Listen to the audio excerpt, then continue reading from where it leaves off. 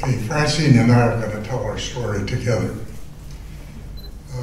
We were both in the same camp, and I was 7 to 10, and Francine was 5 to 8. So we put some memories together.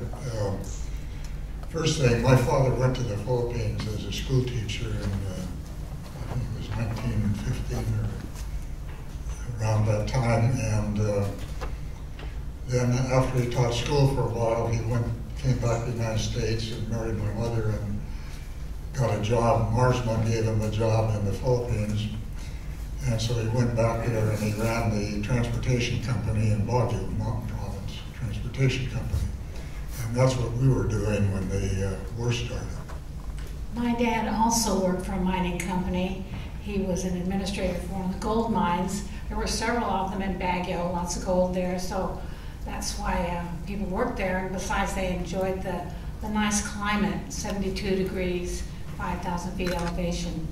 And that's where we were when we were captured.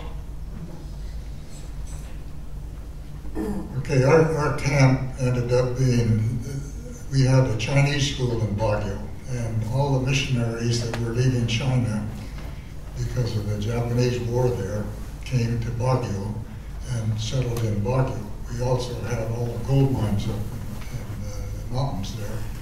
So our camp was made up of miners, missionaries, and others. And it was quite a mix. And we had more teachers, I think, than we had students in the camp. I remember being placed in the trucks, though, by the Japanese when they came to our house to take us. And they took us first to Camp John Hay. That was an ex-Army post. And we never saw our home or anything in it again, ever. And I cried for my dog, Scotty, for at least 2 years. But I remember that people say, well, how did they know where you lived?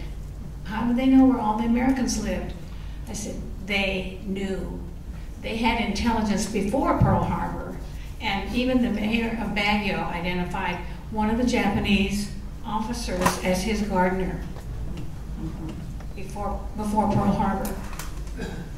Baguio got bombed 6 hours after Pearl Harbor. They bombed Camp John Hay.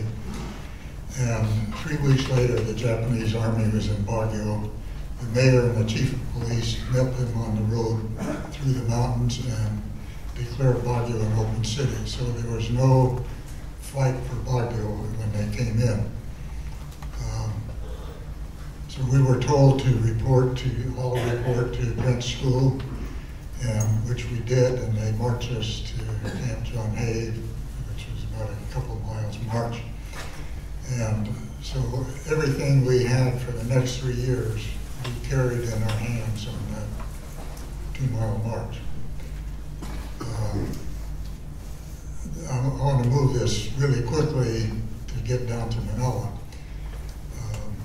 After about 3 months, they moved us to Camp Holmes on the outskirts of Baguio. It's now called Camp Dongma.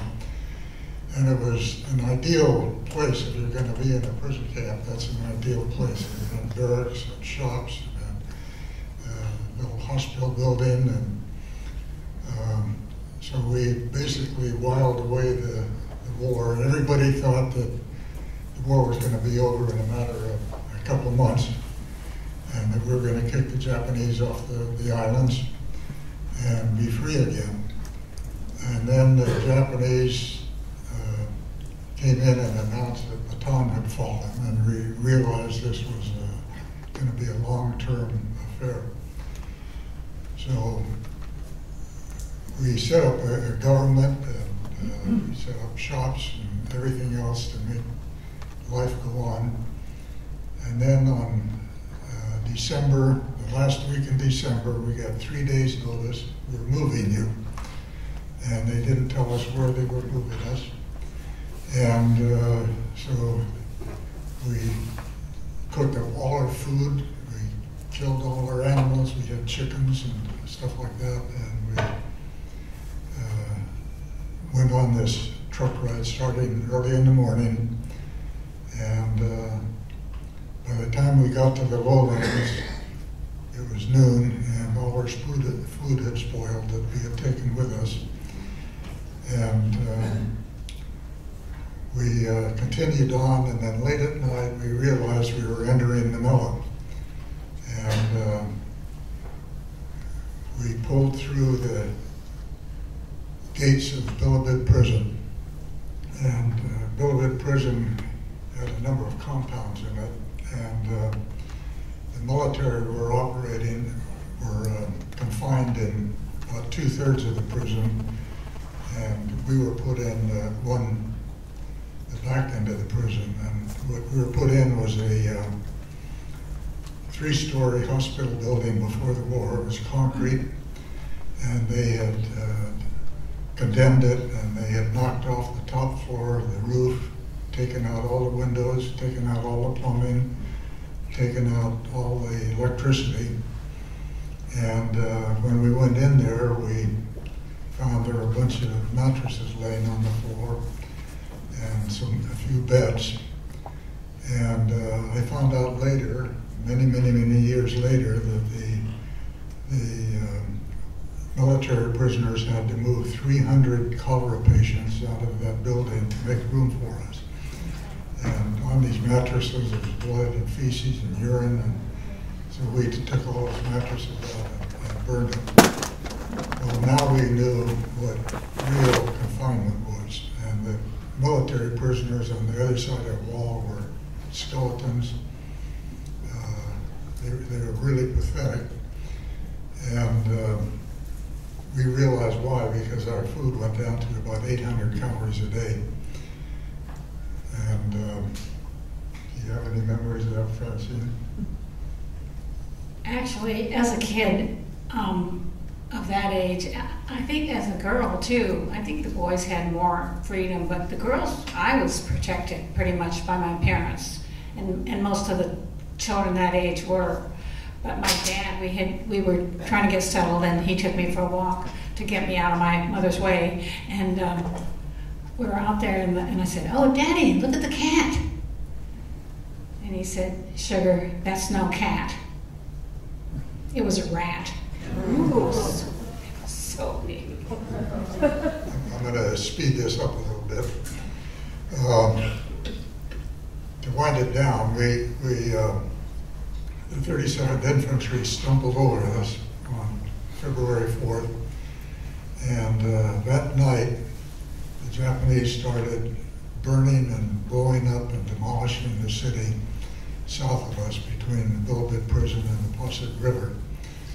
And I can just best describe it as a cocktail of emotions. One, we were elated at being liberated, and secondly, we were in stark terror with all these explosions going on around us. The fires burned up right to the southern wall of Bilibid Prison, and 37th Infantry felt uncomfortable about it, and so they evacuated us to a little shoe factory north of the Bilibid Prison.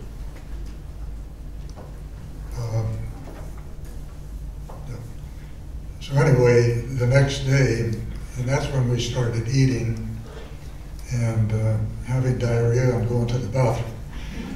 And then the next day they put us back in Bilibid Prison because that was the safest place to be. I don't know, I'm looking for the picture. I have a aerial picture of Bilibid Prison, and it shows that the demolition went right up to our wall.